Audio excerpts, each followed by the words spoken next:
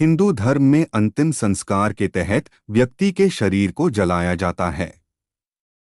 गरुड़ पुराण के अनुसार मृत्यु के बाद व्यक्ति की आत्मा अपनी अंतिम यात्रा पर निकलती है। पुराणों में उल्लेख है कि मनुष्य का शरीर नश्वर और आत्मा अमर है। धरती पर जिसने भी जन्म लिया है उसकी मृत्यु भी निश्चित है। हिंदू धर्म में मृत्यु के बाद व्यक्ति का 16वां संस्कार किया जाता है, जिसे अंतिम संस्कार कहते हैं। हिंदू धर्म में इस क्रिया के तहत व्यक्ति के शरीर को जलाया जाता है, लेकिन सवाल है कि मृत व्यक्ति की आत्मा कहाँ जाती है। गरुड़ पुराण के अनुसार मृत्यु के बाद व्यक्ति की आत्मा अपनी अंतिम यात्रा पर निकलती है, जिसमें उसे कई पड़ाव पार करने पड़ते हैं। आज हम आपको बताएंगे कि मृत्यु के बाद आत्मा कहाँ जाती है और उसका क्या पुनर्जन्म होता है या नहीं आत्मा तय करती है लंबा सफर। गरुड़ पुराण के अनुसार मृत्यु के पश्चात आत्मा को बहुत लंबा सफर तय करना पड़ता है। मृत्यु के बाद आत्मा को यमलोक ले जाया जाता है, जहां उसे मृत्यु के देवता यमराज के समक्ष पेश होना पड़ता है।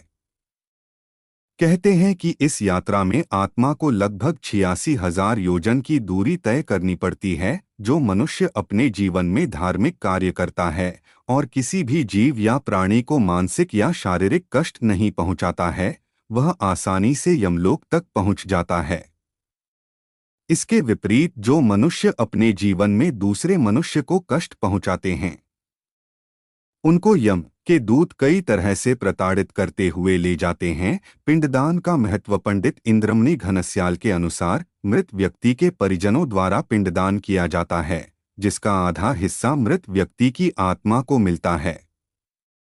अगर वह आत्मा दुष्ट प्रवृत्ति की है तो यमदूत आत्मा को पिंड नहीं देते हैं, जिस वजह से आत्मा को भूखा रहकर ही सफर तय करना पड़ता है।